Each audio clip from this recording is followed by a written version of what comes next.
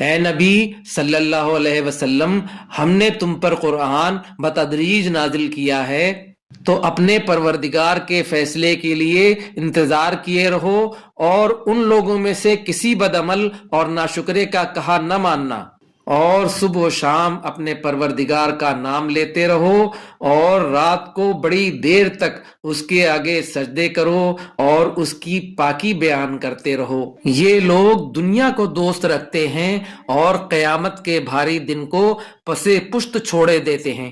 ہم نے ان کو پیدا کیا اور ان کے جوڑ جوڑ کو مضبوط بنایا، اور اگر ہم چاہیں تو ان کے بدلے انہی کی طرح اور لوگ لے آئیں۔ یہ قرآن تو نصیحت ہے، جو چاہے اپنے پروردگار کی طرف پہنچنے کا راستہ اختیار کر لے، اور تم کچھ بھی نہیں چاہ سکتے مگر جو اللہ کو منظور ہو۔ بے شک اللہ جاننے والا ہے، حکمت والا ہے۔ وہ جس کو چاہتا ہے اپنی رحمت میں داخل کر لیتا ہے، اور ظالموں کے لیے اس نے دکھ دینے والا عذاب تیار کر رکھا ہے۔